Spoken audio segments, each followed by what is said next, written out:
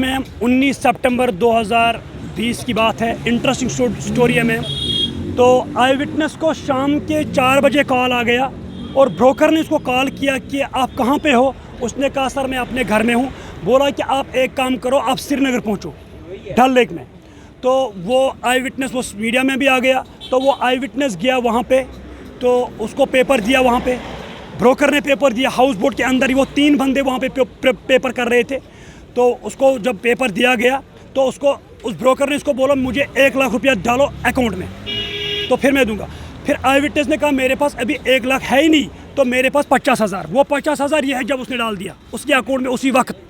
उसी वक्त उसने 50,000 डाल दिया उसके अकाउंट में। ठीक है मैम।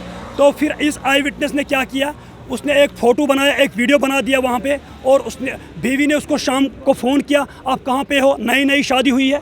तो बीवी ने उसे बोला आप कहाँ पे हो। तो इसने बताया, आई विटनेस ने बताया कि मैं हाउस बोट में पेपर कर रहा हूँ। बोला कि झूठ बोल रहे, मुझे वीडियो सेंड कर दो और मुझे पिक सेंड कर दो। इस आई विटनेस ने फ़ोटो भी उठा दिया, इस तरह का फोटो है। बिल्कुल मैम, वीडियो भी बना दिया और कॉल रिकॉर्डिंग भी हमारे पास है।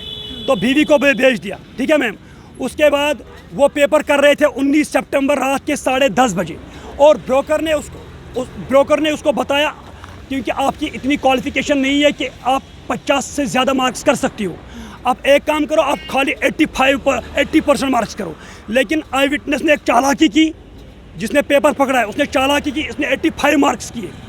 उसने सोचा कि ये पेपर मेरे पास होगा, चलो मैं 85 करूँगा। लेकिन उस आई विटनेस को ये पता नहीं है ये पूरे जम्मू कश्मीर में बिका हुआ है ये पेपर। सबू ने ले लिया है, 2000 कैंडिडेटों ने ले लिया। सीधी सी 22 मिनट ऊपर हो गया। यानी जहाँ पर रोजगार दिया जाना है वहाँ पर व्यापार किया जा रहा है, बिजनेस किया जा रहा है। बिल्कुल मैम, वहाँ पे बिजनेस किया जा रहा है। और वो कहाँ पे, हाउस बोट के अंदर। ये जो ब्रोकर है, जो ब्रोकर ने इसको पेपर दे दिया, उसके पास 5-6 मैम ये मैं कहूँगा लाइन है। एक लाइन जो है जिसको सर उसका नाम मैं लूँगा, गजनफर नबी को आगे दिया। गजनफर नबी ने आगे पता नहीं कितनों को दिया, चेन बना दी। 5-6 चेन उन्होंने उस ब्रोकर ने बना दिया। गजनफर से भी पैसे पकड़े, दूसरे चेन से भी पैसे पकड़े, तीसरे चेन से भी पैसे पकड़े। तो ये पेपर जो है ये पूरे बड़गाम के डिस्ट्रिक्ट में पहुँच गया। करोड़ों में बिका ना। फिर करोड़ों में, करीबन 90 करोड़ घोटाला है इसमें। कश्मीर की खूबसूरती को निहारने के लिए विभिन्न लोग विदेशों से आते हैं ताकि हाउस बोट का आनंद ले सके। लेकिन जम्मू कश्मीर में हाउस बोट का किस प्रकार उपयोग हो रहा है, ये 19 सितंबर की वो तारीख बता रही है। जिस तस्वीर के माध्यम से आपको बताएंगे कि कुछ युवक है इसमें एग्ज़ाम की कॉपी के जो पेपर्स होते हैं वो इनके पास, और यहाँ पर धड़ल्ले से एग्ज़ाम दिया जा रहा है और पूरी तरह से व्यवस्था चरमराने की बात की जा रही है। और समय अगर मैं आपको बताऊं तो समय देख लीजिए, रात के 10:28 का वो समय रहा जब ये युवक एग्ज़ाम दे रहे थे, परीक्षा दे रहे थे और कहीं ना कहीं अपने भविष्य की नींव रख रहे थे। एक तरफ से ये युवक है और एक तरफ से ये हैं जो मेरे पीछे हैं, और ये वो हैं जो लगातार ये कह रहे हैं कि देखिए फायर एंड इमरजेंसी सर्विसेज का जो एग्ज़ाम है वो घोटाले की भेंट चढ़ा हुआ है और कुछ कर दीजिए जिससे हमारा भविष्य संवर जाए। एक तो आप बेरोज़गारी हटाने की बात करते हैं और दूसरी तरफ से आप बेरोज़गारी बढ़ा रहे हैं। इस तरह से जो घोटाले किए जाते हैं और उसकी जांच जो है लगातार आगे बढ़ती है, तो कुछ यहाँ पर निर्णय क्यों नहीं लिया जाता है। मेरे साथ एक ऐसे शख्स है जो पिछले लंबे समय से लड़ाई लड़ रहे हैं और आपसे मैं जानना चाहूँगी ये जो हाउस बोट स्कैम है ये कैसे हुआ और क्या स्कैम है। बिल्कुल मैम, 19 सितंबर 2020 की बात है। इंटरेस्टिंग स्टोरी है मैम। तो आई विटनेस को शाम के 4 बजे कॉल आ गया और ब्रोकर ने उसको कॉल किया कि आप कहाँ पे हो। उसने कहा सर मैं अपने घर में हूँ। बोला कि आप एक काम करो, आप श्रीनगर पहुँचो डल लेक में। तो वो आई विटनेस वो मीडिया में भी आ गया। तो वो आई विटनेस गया वहाँ पे, तो उसको पेपर दिया वहाँ पे। ब्रोकर ने पेपर दिया हाउस बोट के अंदर ही। वो 3 बंदे वहाँ पे पेपर कर रहे थे। तो उसको जब पेपर दिया गया तो उस ब्रोकर ने इसको बोला मुझे 1 लाख रुपया डालो अकाउंट में, तो फिर मैं दूंगा। फिर आई विटनेस ने कहा मेरे पास अभी 1 लाख है ही नहीं, तो मेरे पास 50,000। वो 50,000 ये है जब उसने डाल दिया उसके अकाउंट में। उसी वक्त उसने 50,000 डाल दिया उसके अकाउंट में। ठीक है मैम। तो फिर इस आई विटनेस ने क्या किया, उसने एक फ़ोटो बनाया, एक वीडियो बना दिया वहाँ पे। और उसने बीवी ने उसको शाम को फ़ोन किया, आप कहाँ पे हो, नई शादी हुई है। तो बीवी ने उसे बोला आप कहाँ पे हो। तो इसने बताया, आई विटनेस ने बताया कि मैं हाउस बोट में पेपर कर रहा हूँ। बोला कि तुम झूठ बोल रहे, मुझे वीडियो सेंड कर दो और मुझे पिक सेंड कर दो। इस आई विटनेस ने फ़ोटो भी उठा दिया, इस तरह का फोटो है। बिल्कुल मैम, वीडियो भी बना दिया और कॉल रिकॉर्डिंग भी हमारे पास है, तो बीवी को भेज दिया। ठीक है मैम। उसके बाद वो पेपर कर रहे थे 19 सितंबर रात के 10:30 बजे, और ब्रोकर ने उसको बताया क्योंकि आपकी इतनी क्वालिफिकेशन नहीं है कि आप 50 से ज़्यादा मार्क्स कर सकती हो, आप एक काम करो, आप खाली 80% मार्क्स करो। लेकिन आई विटनेस ने एक चालाकी की, जिसने पेपर पकड़ा है उसने चालाकी की, इसने 85 मार्क्स किए। उसने सोचा कि ये पेपर मेरे पास होगा, चलो मैं 85 करूँगा। लेकिन उस आई विटनेस को ये पता नहीं है ये पूरे जम्मू कश्मीर में बिका हुआ है ये पेपर। सबू ने ले लिया है, 2000 कैंडिडेटों ने ले लिया। सीधी सी बात, मिनट ऊपर हो गया है। यानी जहाँ पर रोजगार दिया जाना है वहाँ पर व्यापार किया जा रहा है, बिजनेस किया जा रहा है। बिल्कुल मैम, वहाँ पे बिजनेस किया जा रहा है। और वो कहाँ पे? हाउस बोट के अंदर। ये जो ब्रोकर है, जो ब्रोकर ने इसको पेपर दे दिया, उसके पास 5-6 मैम, ये मैं कहूँगा लाइन है। एक लाइन जो है जिसको सर उसका नाम मैं लूँगा, गजनफर नबी को आगे दिया।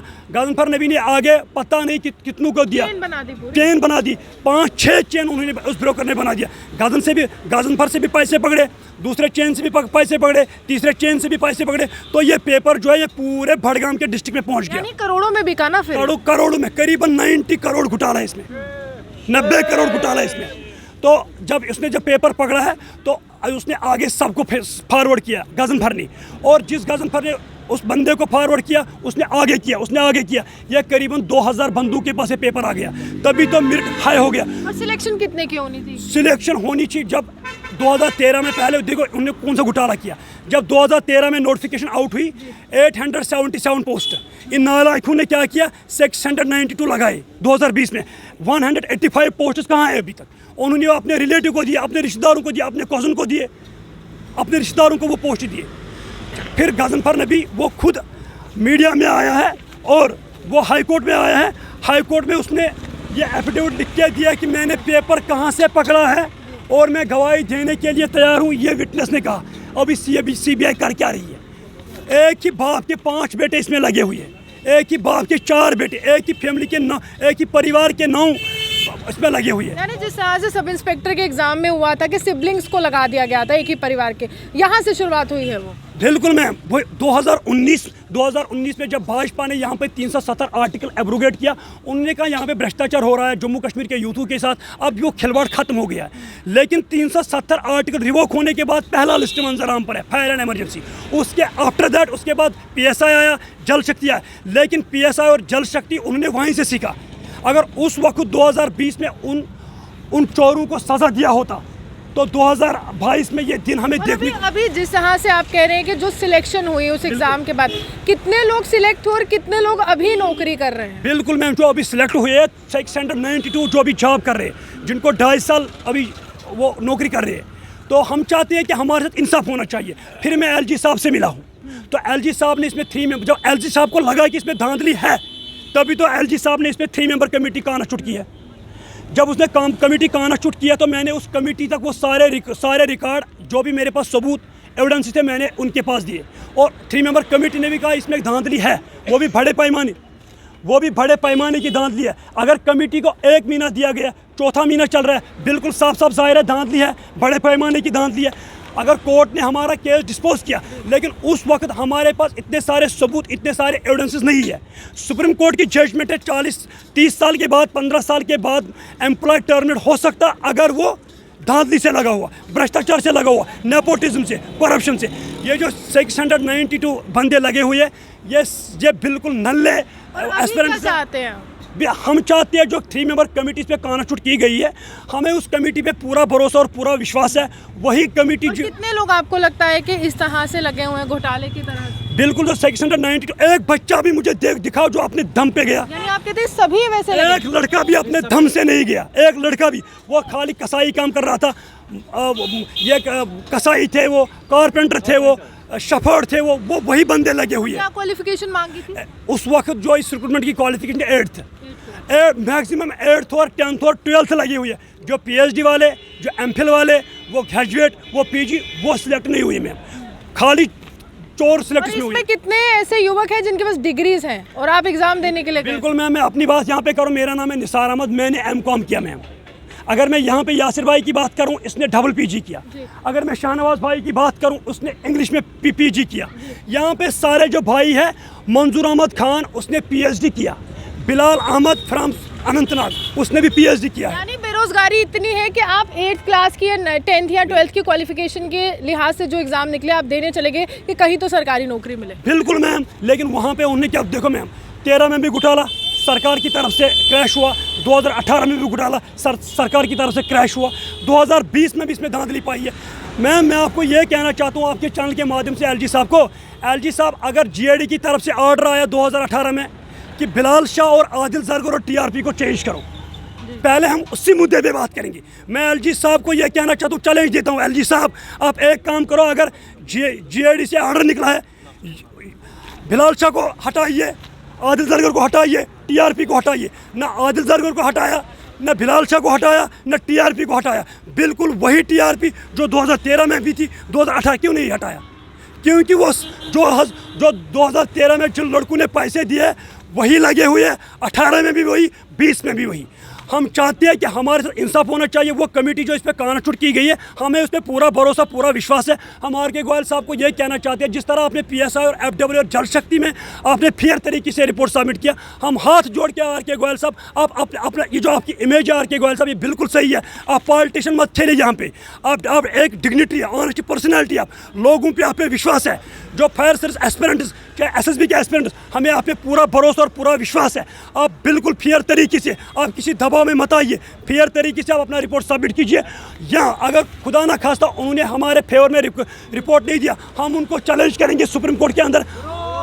हमारे पास एविडेंसेस है, सबूत है, हम उनको सुप्रीम कोर्ट के अंदर भी टर्मिनेट कर सकते हैं। आपसे जानना चाहूंगी बेरोजगारी कितनी बढ़ने वाली है और लगातार कहा जा रहा है जम्मू कश्मीर बदल रहा है। देखिए बेरोजगार तो बढ़ती जा रही है, यहाँ पे बेरोजगार तो है ही नहीं। जहाँ पे भी रोजगार मिलता है वहाँ पे स्कैम हो रहे हैं। मेरे भाई ने बताया इसमें ये स्कैम, इसमें लेकिन और भी स्कैम हुए हैं। जैसे कि आरबीआई जो इसमें कैंडिडेट लगी, उनके पास आरबीआई 2013 में नहीं थी और जो वो लगे वो आरबीआई पे लगे हैं 2020 में। अब मुझे पता अगर उनके पास आरबीआई, जब एडवर्टाइजमेंट निकला था उनके पास आरबीआई नहीं था, जब वो सिलेक्ट हुए उनके पास आरबीआई कहाँ से आई? फिर अगर ये ड्राइवर्स निकाल, ड्राइवर की अगर मैं बात करूँ, जो उसके फायरमैन ड्राइवर्स लगे थे उनके पास लाइसेंस जो थी उन्हें 2013 के बाद जो इशू हुई थी, उन ड्राइवर्स को उन्हें निकाल दिया है। अगर आरबीआई 2013 के बाद इशू हुए उन कैंडिडेट्स को, वो कैसे भी जॉब कर रहे हैं? How they are still working in the department if they just kicked out the fireman drivers who had obtained the driving license after 2013?